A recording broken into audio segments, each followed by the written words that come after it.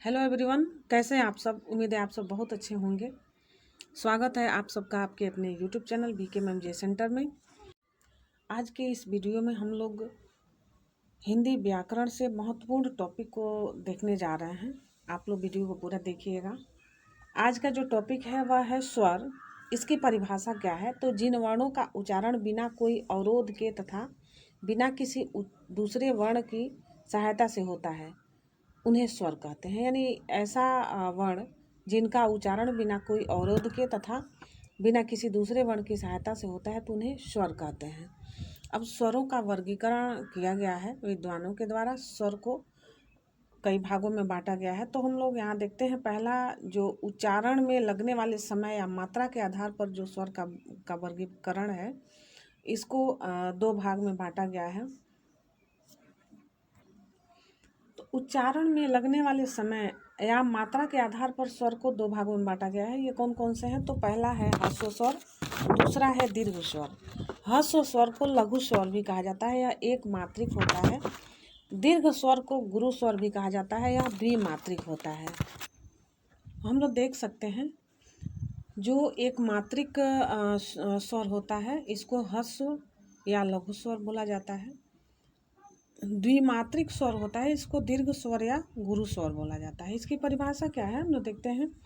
ह्रस्व स्वर की या लघु स्वर या जिसे एक मात्रिक स्वर कहते हैं, इसका परिभाषा है कि जिन स्वरों के उच्चारण में कम से कम समय लगता है उन्हें ह्रस्व स्वर कहते हैं। यानी ऐसे स्वर जिनके उच्चारण में कम से कम समय लगता है तो ये ह्रस्व स्वर कहलाते हैं। ये चार होते हैं। कौन कौन से हैं। अ, छोटी ई, छोटा ऊ और रेशिरा। इनकी संख्या कितनी है। तो चार है। दीर्घ स्वर कौन से हैं, इनकी परिभाषा क्या है। तो जिन स्वरों के उच्चारण में ह्रस्व स्वरों से अधिक समय लगता है उन्हें दीर्घ स्वर कहते हैं। ये हिंदी में 7 होते हैं। दीर्घ स्वर जो होते हैं हिंदी में कितने होते हैं। तो 7 होते हैं। कौन कौन से। तो आ, बड़ी ई, ये बड़ा ऊ, ए ओ और अ, इनकी संख्या कितनी है। तो 7 है। तो दीर्घ स्वर की संख्या कितनी है। तो 7 है। दीर्घ स्वर की परिभाषा क्या है। तो जिन स्वरों के उच्चारण में ह्रस्व स्वरों से अधिक समय लगता है उन्हें दीर्घ स्वर कहते हैं। तो इसको आप लोग आसानी से समझ सकते होंगे कि ह्रस्व स्वर और दीर्घ स्वर में क्या अंतर है। अब दूसरा हम लोग देखते हैं कि स्वरों का जो वर्गीकरण है, रचना, संरचना, बनावट, निर्माण या व्युत्पत्ति के आधार पर इनकी जो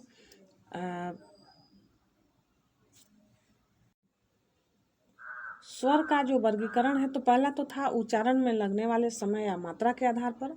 अब दूसरा है रचना, संरचना, बनावट, निर्माण, व्युत्पत्ति के आधार पर। यानी कि स्वरों का वर्गीकरण, दूसरा जो वर्गीकरण हुआ है वह रचना, संरचना, बनावट, निर्माण, व्युत्पत्ति के आधार पर हुआ है। तो इसकी जो संख्या है यह दो प्रकार की है। पहला है मूल स्वर, जिसको जड़ स्वर भी बोला जाता है, नैसर्गिक स्वर भी बोला जाता है और बीजाक्षर स्वर भी बोला जाता है। तो आप लोग इस चीज़ को ध्यान में रखेंगे जब भी पूछा जाए। बीजाक्षर स्वर, नैसर्गिक स्वर, मूल स्वर या जड़ स्वर, तो ये जो है यह संरचना या बनावट के आधार पर ये वर्गीकरण हुआ है। दूसरा है संधि स्वर या कृत्रिम स्वर या बनावटी स्वर के आधार पर ये दो तरह का वर्गीकरण है। तो हम लोग देखते हैं कि मूल स्वर जो है या जड़ स्वर या नैसर्गिक स्वर या बीजाक्षर स्वर है, इसकी परिभाषा क्या है। वे स्वर जो अपने आप में स्वतंत्र हैं, जिनका निर्माण किसी अन्य स्वर के योग से नहीं हुआ है। यानी ऐसे स्वर जो अपने आप में स्वतंत्र हैं और जिनका निर्माण किसी अन्य स्वर के योग से नहीं हुआ है, ऐसे स्वर मूल स्वर कहलाते हैं। और इनका नाम जो है जड़ स्वर भी है, नैसर्गिक स्वर भी है और बीजाक्षर स्वर भी है। तो इस तरह से ये स्वर की मूल स्वर की परिभाषा हो गई। ये कौन से हैं मूल स्वर, कौन कौन से हैं। तो ये हैं अ, छोटी ई, छोटा ऊ और री। ये जैसे ह्रस्व स्वर में ये चारों अक्षर आते हैं, इसी तरह से इसमें भी ये चारों अक्षर आ रहे हैं। दूसरा है संधि स्वर या कृत्रिम स्वर या बनावटी स्वर। इसके आधार पर ये जो वर्गीकरण है, तो इसकी परिभाषा क्या है कि वे स्वर जो दो स्वरों की संधि या मेल से बने होते हैं। यहाँ पे लिखा ही है कि संधि स्वर या कृत्रिम स्वर। तो इससे ये पता चलता है कि ये स्वर वो हैं जो दो स्वरों की मेल से ये बने होते हैं। तो इनकी संख्या जो है कितनी है देखते हैं हम लोग। इसमें आ है, बड़ी ई है, बड़ा ऊ है, ए है, ऐ, ओ और अ। इनकी संख्या कितनी हो गई? तो इनकी भी संख्या कितनी हो गई? 7 होती है। और जो हो अ और अ से मिलके क्या बनता है? आ। छोटी और छोटी ई के मिलने से बड़ी ई। छोटा ऊ और छोटा ऊ के मिलने से बड़ा ऊ। अ और छोटी ई के मिलने से ए बनता है। अ और ए के मिलने से ऐ बनता है। अ और ऊ के मिलने से ओ बनता है। अ और ओ के मिलने से अ बनता है। तो ये संधि स्वर हैं। अब ये जो संधि स्वर या कृत्रिम स्वर हैं, इनके 2 भाग हैं। हम लोग देखते हैं कौन कौन से 2 भाग हैं इनके। तो पहला है सजातीय संधि स्वर, जिसे मूल दीर्घ स्वर बोला जाता है। दूसरा है विजातीय संधि स्वर, जिसे संयुक्त दीर्घ स्वर बोला जाता है। तो देखते हैं हम लोग सजातीय संधि स्वर को, जिसको मूल संधि स्वर भी बोला जाता है। इसकी परिभाषा है, सजातीय संधि स्वर वे स्वर हैं जो एक समान स्वरों की संधि से बने हैं। तो एक समान स्वरों की संधि से कौन कौन से बने हैं? तो अ और अ के मिलने से आ होता है।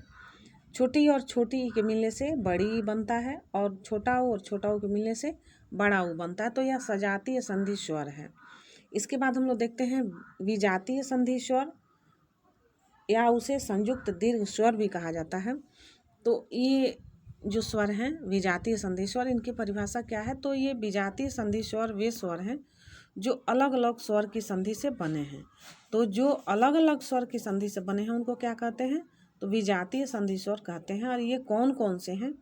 तो जिसमें इसका उदाहरण ए है, जो किससे बनता है? अ और छोटी ई से। ऐ जो है वह किससे बनता है? अ और ए से। ओ किससे बनता है? तो अ और छोटा ऊ से बनता है। औ किससे बनता है? तो अ और ओ से यह औ का निर्माण होता है। तो यह विजातीय संधि स्वर है। अब विजातीय संधि स्वर जो है, इसके भी 2 भाग हैं। कितने भाग हैं? तो इसके भी 2 भाग हैं। वो भाग कौन कौन से हैं तो हम लोग देखते हैं। इसके जो 2 भाग हैं वह है गूढ़ संधि स्वर और वृद्धि संधि स्वर, जिसको मिश्रित संधि स्वर भी बोला जाता है। तो गूढ़ संधि स्वर जो है वह अ और छोटी के मिलने से ए बनता है। अ और ए के मिलने से ऐ बनता है। वृद्धि संधि स्वर में क्या होता है कि यह अ और छोटा ऊ के मिलने से ओ बनता है। अ और आ के मिलने से अ बनता है। तो ये किसके उदाहरण है? तो विजातीय संधि स्वर के ये 2 भाग हैं, गूढ़ संधि स्वर और वृद्धि संधि स्वर। हिंदी स्वरों का जो वर्गीकरण है, यहाँ पे हम लोग देखेंगे उच्चारण की दृष्टि से इनका वर्गीकरण जो किया गया है क्या क्या है। तो स्वर संधियों का सामान्य परिचय हम लोग जानेंगे यहाँ। तो इसमें पहला आता है जीभ का भाग। हम लोग देखेंगे जीभ के भाग के आधार पर इसके 3 भाग होते हैं। कौन कौन से? तो अग्र भाग, मध्य भाग और पश्च भाग। यानी कि जीभ के भाग के आधार पर स्वरों का जो वर्गीकरण है, तो इसमें 3 भाग होते हैं, अग्र भाग से, मध्य भाग से और पश्च भाग से। तो इसमें कौन कौन से जो अक्षर होते हैं, स्वर होते हैं, वो इन तीनों अलग अलग जीभ के भाग से ये उच्चारित होते हैं। तो हम लोग देखते हैं अग्र भाग से कौन कौन से स्वर का उच्चारण होता है, मध्य भाग से किसका किसका उच्चारण होता है और पश्च भाग से किसका किसका उच्चारण होता है।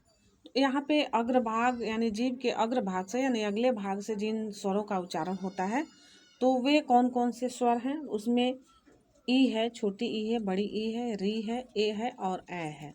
ये 5 स्वर जो हैं जीभ के अग्र भाग से बोले जाते हैं। इनका परिभाषा क्या है? तो जिन स्वरों के उच्चारण में जीभ का अगला भाग ऊपर नीचे उठता है, अग्र स्वर कहे जाते हैं। तो साधारण सी बात है कि जिन स्वरों का उच्चारण क्या होता है कि जीभ के अगले भाग से होता है, और जीभ क्या होता है कि ऊपर नीचे उठता है, तो उस अक्षर का उच्चारण होता है। तो ऐसे स्वर को अग्र स्वर कहा जाता है। दूसरा है मध्य भाग। इसकी परिभाषा है, हिंदी में अ स्वर जो है केंद्रीय स्वर है। इसके उच्चारण में जीभ का मध्य भाग थोड़ा ऊपर उठता है। तो यहाँ पे एक ही उदाहरण बन रहा है, जो मध्य भाग का वो अ बन रहा है। इसके बाद है पश्च भाग से। पश्च भाग से किस किस स्वर का उच्चारण होता है? तो यहाँ हम लोग देखते हैं कि आ, छोटा ऊ, बड़ा ऊ, ओ और अ, ये 5 हैं अक्षर, और आ है, ये 6 अक्षर मिलके बनते हैं तो परिभाषा इसका क्या है कि जिन स्वरों के उच्चारण में जीभ का पिछला भाग सामान्य स्थिति से ऊपर उठता है पश्च स्वर कहे जाते हैं। तो इस तरह से ये जो ध्वनियों का जो सामान्य परिचय है या जो वर्गीकरण है स्वरों का, यहाँ पे हम लोग देखते हैं कि जीभ के द्वारा उच्चारण के आधार पर अग्रभाग, मध्य भाग और पश्च भाग से मुखाकृति के आधार पर इन स्वरों को हम लोग इनको कई भागों में बांटते हैं। तो इसमें है संवृत स्वर, अर्ध समृत स्वर, अर्ध विवृत स्वर, विवृत स्वर, ये 4 भाग हैं मुखाकृति के आधार पर। हम लोग जानेंगे कि मुखाकृति के आधार पर संवृत स्वर क्या है। तो यह है छोटी ई, बड़ी ई और री, ये जीभ के अग्रभाग से बोले जाते हैं। और पश्च भाग से छोटा ऊ और बड़ा ऊ बोला जाता है। इनकी संख्या कितनी होती है? तो 4 होती है। अर्ध समृत स्वर जो है ए है, और जो ए जो है वह जीभ के अग्रभाग से बोला जाता है। ओ जो है यह जीभ के पश्च भाग से बोला जाता है। इनकी संख्या 2 है। अर्ध विवृत स्वर जो है वह ऐ है, ऐ, यहाँ पे ऐ आप लोग देख रहे होंगे। और क्या है? अग्रभाग से बोला जाता है, मध्य भाग से बोला जाता है अ, और पश्च भाग से क्या बोला जाता है? औ और आ। इनकी संख्या जो होती है 4 होती है। विवृत स्वर कौन से हैं? तो इनमें अग्रभाग से और मध्य भाग से कोई स्वर नहीं बोले जाते हैं, लेकिन पश्च भाग से आ बोला जाता है। इसकी संख्या कितनी है? तो 1 है। अब स्वरों की संख्या कितनी हो गई? अग्रभाग से बोले जाने वाले स्वरों की संख्या 4 और 1 5 हो गई। मध्य भाग से बोले जाने वाले स्वरों की संख्या 1 है, और पश्च भाग से बोले जाने वाली स्वरों की संख्या ये 6 है। हम लोग देखते हैं कुछ चीज़ें यहाँ पे। हम लोग ये जो देखते हैं, ये जो आ की मात्रा है, आ जो है, इस पे ये क्या लगा हुआ है? तो अनुनासिक लगा हुआ है। यह आगत ध्वनि है। ये जो अंग्रेजी भाषा के 2 शब्द देवनागरी लिपि में प्रयुक्त हुए हैं, इनमें इस ध्वनि का प्रयोग बहुतायत से होता है, अतः इस ध्वनि को पश्च स्वर के अंतर्गत रखा जाता है। हिंदी में जो स्वरों की संख्या होती है कितनी होती है? 11 होती है। देवनागरी लिपि तथा संस्कृत भाषा में स्वरों की संख्या जो होती है वह 13 होती है। यहाँ पे लृ और री को जोड़ के हिंदी में जो शुद्ध स्वरों की संख्या है वो 10 है। उसके बाद से हम लोग देखते हैं कि री का जो वर्तमान उच्चारण स्थान है र और ई के मिलने से होता है री, तथा इसका उच्चारण करते समय जीवा जो है मूर्धा को स्पर्श करती है, अतः यह हिंदी में शुद्ध स्वर नहीं है। इसलिए हिंदी में शुद्ध स्वरों की संख्या 10 मानी गई है। मुख खुलने के आधार पर स्वरों का जो वर्गीकरण है, इसमें पहला है समृत स्वर, दूसरा है विवृत स्वर, तीसरा है अर्ध समृत स्वर और चौथा है अर्ध विवृत स्वर। तो ये मुख खुलने के आधार पर स्वरों को 4 भागों में बांटा गया है। तो समृत स्वर क्या कहलाता है हम लोग देखते हैं। जिन स्वरों के उच्चारण में मुख सबसे कम खुलता है अर्थात लगभग बंद रहता है, ऐसे स्वरों को समृत स्वर कहा जाता है। तो इसका उदाहरण क्या है? छोटी ई, बड़ी ई, छोटा ऊ और बड़ा ऊ और री है। ये स्वरों के उच्चारण में ये आते हैं। इनके उच्चारण के समय मुख क्या होता है कि कम खुलता है या लगभग बंद रहता है। तो ऐसे स्वर क्या कहलाते हैं? तो समृत स्वर कहलाते हैं। दूसरा है विवृत स्वर। जिस स्वर के उच्चारण में मुंह सबसे अधिक खुलता है अर्थात पूरा खुलता है, ये क्या कहलाते हैं? विवृत स्वर कहलाते हैं। और यह विवृत स्वर का जो उदाहरण है आ है। उसके बाद तीसरा है अर्ध समृत स्वर और चौथा है अर्ध विवृत स्वर। अर्ध समृत स्वर की परिभाषा क्या है? तो समृत स्थिति में कुछ अधिक खुलता है, यानी समृत स्थिति में कुछ अधिक मुंह खुलता है, अर्थात मुंह आधे से कम खुलता है। जैसे ए, ओ, इन स्वरों के उच्चारण में मुंह क्या होता है? आधा खुलता है या मतलब अधिक खुलता है। इसके बाद है अर्ध विवृत स्वर। इसकी परिभाषा है कि विवृत की तुलना में मुंह थोड़ा कम खुलता है, अर्थात मुंह जो है आधा से ज़्यादा खुलता है। और ऐसे स्वर कौन कौन से हैं? तो अ है, ए है, औ है और ये आ की मात्रा है। ओष्ठों और मुखाकृति के आधार पर जो स्वरों का वर्गीकरण है, इसको हम लोग देखेंगे। तो पहला, इसमें 2 वर्गीकरण है, 2 भागों में बटा है। पहला है वर्तुल स्वर, गोलाकार या वृत्तमुखी या वृत्ताकार। इनको मतलब ओष्ठ या मुखाकृति के आधार पर जो वर्गीकरण है, इसमें पहला है वर्तुल स्वर। जिसको गोलाकार वृत्तमुखी या वृत्ताकार स्वर कहा जाता है। दूसरा है अवृत्तमुखी प्रसरित या अवृत्ताकार, यानी इसका आवृत्तमुखी और वर्तुल स्वर दो भागों में बांटा गया है। तो हम लोग देखते हैं वर्तुल स्वर, जिसको गोलाकार भी बोला जाता है, वृत्तमुखी भी बोला जाता है और वृत्ताकार भी बोला जाता है। इसकी परिभाषा क्या हम लोग देखते हैं। ये वे स्वर जिनका उच्चारण करते समय ओष्ठ गोल हो जाते हैं, अर्थात वृत्त जैसी आकृति ग्रहण कर लेते हैं। ऐसे जो स्वर हैं उनको क्या कहलाते हैं, तो वर्तुल स्वर कहलाते हैं। इसमें इसका जो उदाहरण है ऊ, यानी छोटा ऊ, बड़ा ऊ, ओ और औ है। उसके बाद है आवृत्तमुखी या प्रसरित या अवृत्ताकार। इसकी परिभाषा क्या है, तो वे स्वर जिनका उच्चारण करते समय ओष्ठ गोल नहीं होते अपितु फैल जाते हैं, ऐसे स्वर को क्या कहते हैं, तो अवृत्तमुखी या प्रसूत स्वर ये कहे जाते हैं। इनका उदाहरण क्या है, तो अ है, आ है, छोटी ई है, बड़ी ई है, ए और ए है। इनकी संख्या कितनी है, तो 6 है। और वर्तुल स्वर की संख्या कितनी है, तो 4 है। यहाँ पे हम लोग देखते हैं कि री जो है यह अर्धवृत्ताकार स्वर है। ओष्ठ मुख्याकृति के आधार पर जो री है यह अर्धवृत्ताकार स्वर है। उच्चारण के आधार पर स्वरों के 6 भेद हैं। कौन कौन से 6 भेद हैं, तो पहला है कंठ, तालव्य, मूर्धन्य, ओष्ठ, कंठ, तालव्य और कंठोष्ठ स्वर। तो इसमें कंठ स्वर कौन सा है, तो अ और आ है। तालव्य स्वर छोटी ई और बड़ी ई है। मूर्धन्य स्वर जो है री है। ओष्ठ स्वर जो है छोटा ऊ और बड़ा ऊ है। कंठ तालव्य स्वर जो है ए और ए है। और कंठोष्ठ स्वर जो है ओ और ए औ है। अब देखते हैं अयोगवाह ध्वनियाँ। अयोगवाह ध्वनियाँ किसे कहते हैं, वे ध्वनियाँ जिनका किसी वर्ण से योग नहीं होता है उन्हें अयोगवाह ध्वनियाँ कहते हैं। ये निम्नलिखित 2 होते हैं। ये 2 जो अयोगवाह ध्वनियाँ होती हैं कौन कौन से होते हैं, तो अंग और अ। ये इसका जो उदाहरण है, तो इनमें क्या देखते हैं हम लोग कि किसी वर्ण से इसका योग नहीं हुआ है, जिसमें जैसे उदाहरण है कंपन, पुनः। अयोगवाह ध्वनियाँ जो हैं ये अंग और अ है। इसको हम लोग एक चार्ट के रूप में देखते हैं। इस चार्ट में हम लोग इन स्वरों को किस किस किस कैटेगरी में हम लोग रखते हैं हम लोग देखेंगे।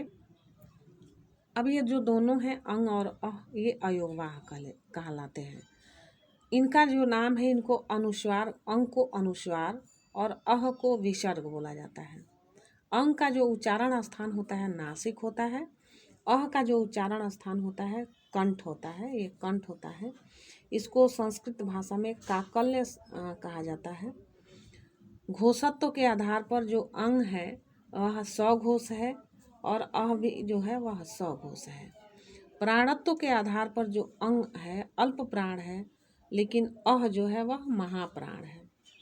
अब अंग का जो उच्चारण है कहाँ कहाँ पे तो होता है, तो ङ, ञ, ण, न और म में। और जो अह का जो उच्चारण है वो अ और आधा ह में, आधा ह के मिलने से होता है और आधा ह। और यहाँ पे ङ जो है जो आधा है, य आधा है, ड़ आधा है, न आधा है और म आधा है। अब अनुस्वार क्या है, यानी जो हम लोग देखते हैं बड़ी रेखा उस पे ऊपर एक बिंदी लगी रहती है, उसे अनुस्वार बोला जाता है। जब किसी वर्ण का उच्चारण करते समय हवा केवल नाक से निकलती है तब उसे प्रकट करने के लिए शिरोरेखा के ऊपर यह जो बिंदु लगा हुआ है यह चिन्ह लगाया जाता है। इसे ही अनुस्वार कहते हैं। जैसे बंदर, कंधा, संग, लंगर आदि ये तो जानते ही होंगे। पंचम वर्ण के स्थान पर अनुस्वार का प्रयोग यानी बिंदु के रूप में किया जाता है। शब्द में अनुस्वार के बाद जो व्यंजन लगा हो उसी वर्ग के पंचम वर्ग को अनुस्वार के रूप में बोला या लिखा जाता है। जैसे क वर्ग में गंगा, ये अंग, त वर्ग में पंथ, न में आता है ये जो अनुस्वार है।